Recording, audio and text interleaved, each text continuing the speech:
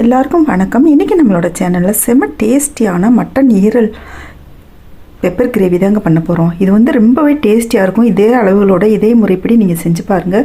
வாங்க வீடியோக்குள்ளே போகலாம். அதுக்கு முன்னாடி ஒரு சின்ன விஷயங்க, இந்த வீடியோக்கு நீங்கள் பண்ணக்கூடிய ஒவ்வொரு லைக் தான் எனக்கு பண்ணக்கூடிய ஒரே ஆதரவு சப்போர்ட். ஸோ இந்த வீடியோ பிடிச்சிருந்துச்சுன்னா லைக் பண்ணி சப்ஸ்கிரைப் பண்ணிக்கோங்க.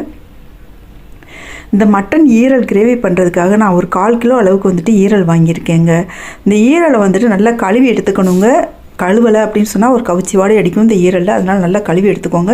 இந்த சின்ன வெங்காயம் இந்த அளவுக்கு கட் பண்ணி வச்சுக்கோங்க. இந்த 1/4 கிலோ ஈரலுக்கு இந்த 100 கிராம் அளவுக்கு இந்த சின்ன வெங்காயம் வந்துட்டு போதுங்க.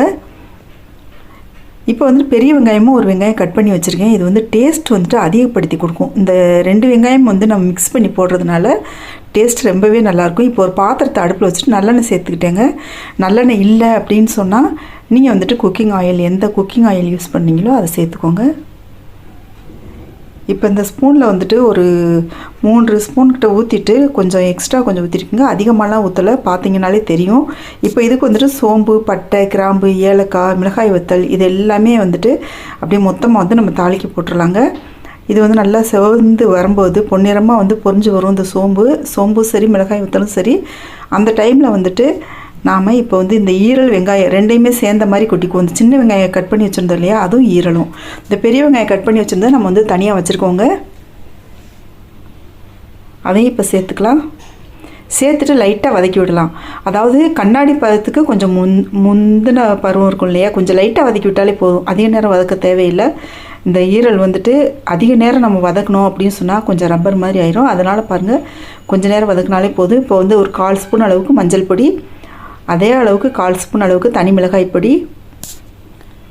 இந்த ஸ்பூன் பார்த்துக்குங்க, ரொம்ப சின்ன ஸ்பூன் தான். இதிலே பார்த்தீங்கன்னு சொன்னால் 1 ஸ்பூன் அப்படியே தலை தட்டி கரம் மசாலா தூள் இதுவும் சேர்த்துக்கிட்டோம். இதில் வந்துட்டு நம்ம வந்து மிளகு சேர்க்க போகிறதுனால இந்த மசாலா பொடி எல்லாமே கொஞ்சம் குறைச்சி தான் சேர்த்துருக்கோம். இப்போ 1 ஸ்பூன் அளவுக்கு இஞ்சி பூண்டு விழுது சேர்த்தாச்சு.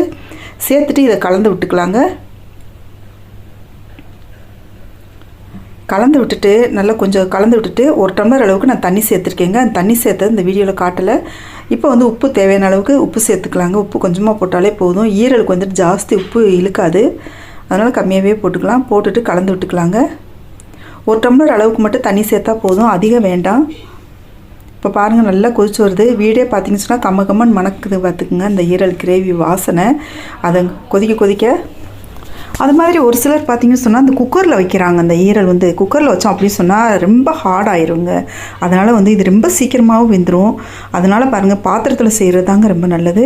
இப்போ பாருங்கள், செம்ம டேஸ்டி. அந்த தண்ணியெல்லாம் வற்றிட்டு அவ்வளோ ஒரு சூப்பராக ஈரல் கிரேவி ரெடி ஆகிருந்துச்சு. லாஸ்ட்டில் வந்துட்டு மல்லித்தலை பிச்சு போட்டு இறக்கிக்குங்க. ரொம்ப டேஸ்டியாக இருக்குங்க. இந்த மாதிரி செஞ்சு பாருங்கள்.